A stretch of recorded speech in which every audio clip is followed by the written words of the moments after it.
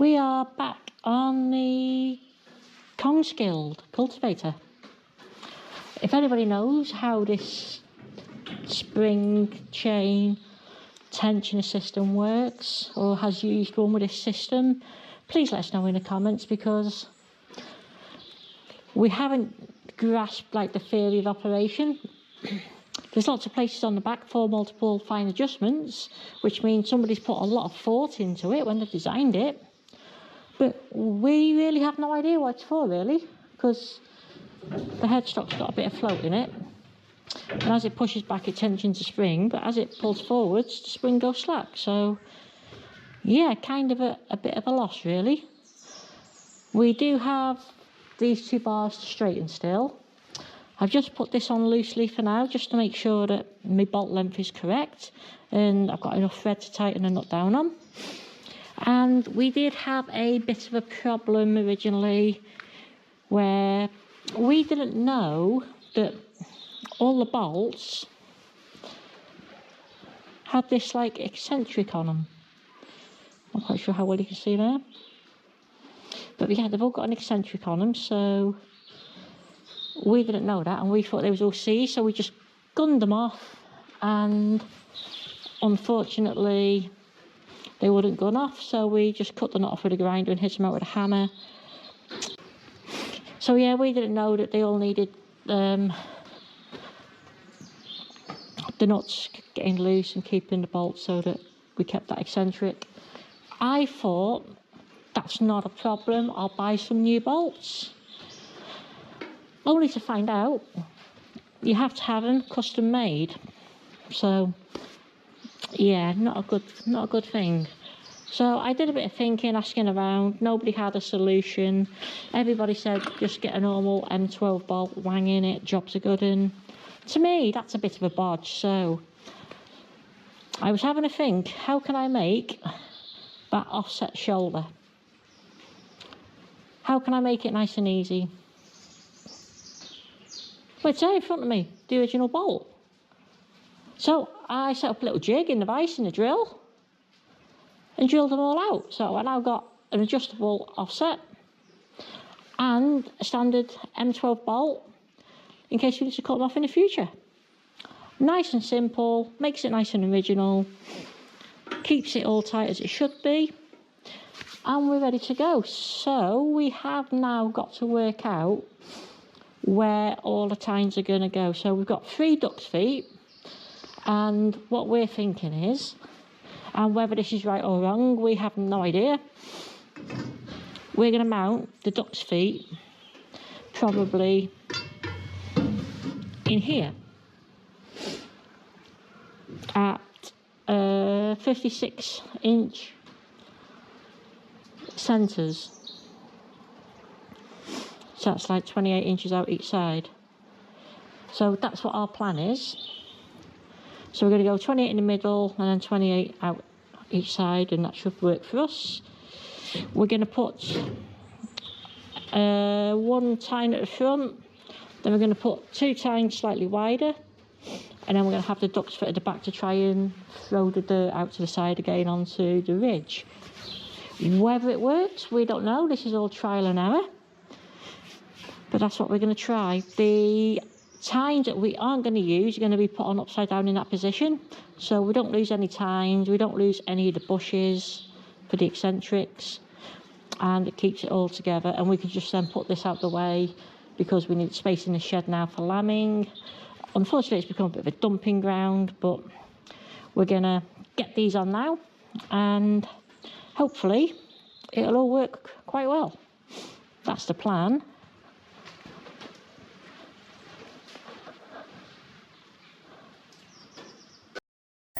At the moment, I'm just marking out where I want my tine spacings to be. Going to mark out in the centre, and we know the wheel spacing for the tractor is approximately 56 inch centre to centre. So we'll have a row of tines in the centre, row of tines 28 inches to the left to run behind the wheel, and a row of tines 28 inches to the right. I have just discovered a problem that the tines are too big, so I don't have the frame high enough, so I've lifted the frame up on the axle stands at the front, and unfortunately I couldn't lift the back up, so I had to take the machine outside and use the loader to lift the back up to get the axle stand height I needed, with some bits of wood supporting the machine so that I had the clearance to get the tines in. I have also decided that I'm not going to use the arrangement that I previously thought of. I'm going to put the duck's feet right at the back. I'm going to have a tine in the centre of the valley at the front, a tine behind it to the left, a tine behind that to the right, and then followed up with a duck's foot. A couple of reasons for this, and firstly, that I'm getting more weight on the back of the machine so that when it's unhitched from the tractor it doesn't topple forwards. And secondly, that if there is only one tine for trash to collect on, it's got a better chance of actually being ejected from the tine. Whereas if I had one tine followed up by a pair of tines a few inches apart, it's going to carry more trash. So I'm hoping this is going to make for better weeding and make the job a lot easier.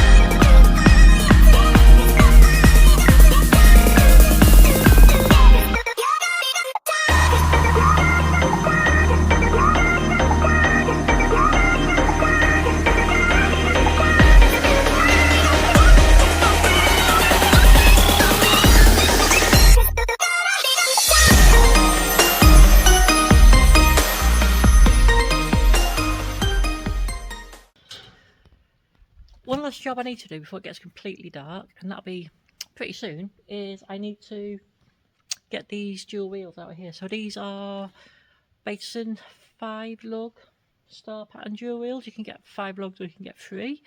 I've got a 5. These are going to go on my T20, but at the moment they've got 13.6s on them, which are too big. So I'm going to take the wheels out, and then we'll get the tyres changed and whatever, and then see how they fit on a T20 one day. But that won't be today, it won't be tomorrow, but it will be next year. So yeah, 13.6 is coming off. One of them has got a split in the tyre somewhere. I see it the other day when I was loading, but like the tyres are perished anyway. And I was thinking, would these tyres be any good to put under the tracks of the dozer when it goes in the workshop? Don't know. Will car tyres be better? Let me know in the comments. Just out of curiosity, you see here it says 13.6 oblique 1228. Does that mean it's 13.6 wide? It's got the depth of the tyre wall of a 12 and it's 28-inch rim, as if like it would be a 420, 70, 28 in metric.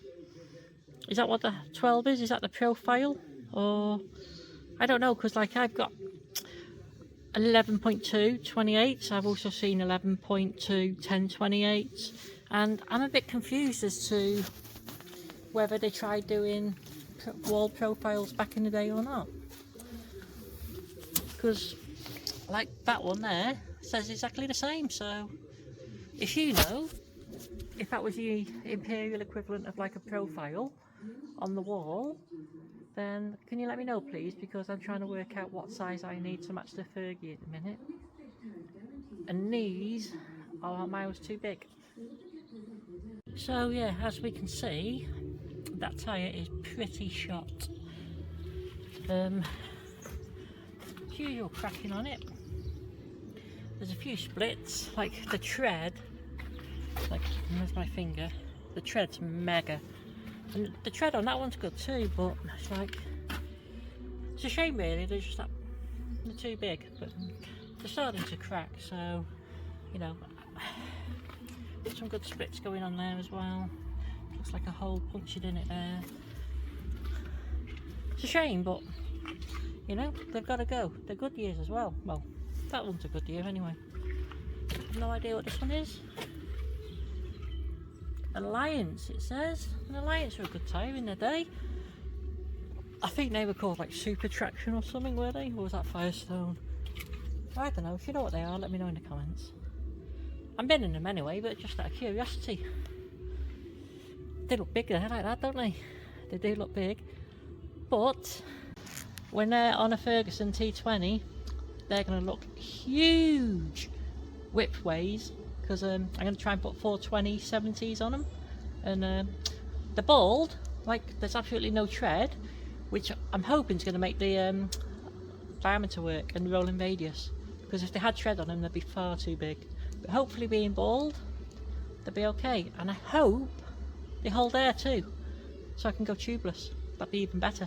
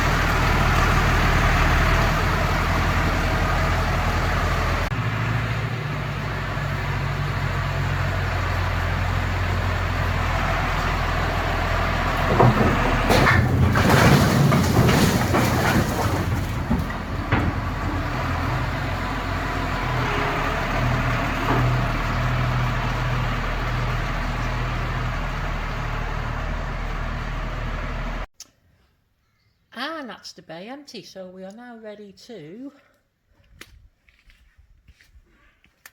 use the David Brown to start sorting out them logs. They can go on the splitters there, go up the conveyor and back down into that bay. That is the pile of logs in the log shed, ready to go into the boiler. You can hear the boiler running in the background, but yeah, zoom out a little bit. It doesn't look as impressive in here, unfortunately, but it will keep us going for a few weeks. So thank you very much for watching this little video. It's a bit bitty. Some people like bitter ones. I don't know why, but the bitty videos seem to do better than like the, I don't know, like project videos, I guess, where you see like so far into a project and whatever, but I don't know, they don't do well. Bitty videos do well. Good little infill for between Christmas and New Year, and we'll be back to normal soon. Normal? It's as if I'm like not normal in the first place. I am normal. Honest, honest, honest, honest, honest, honest, honest.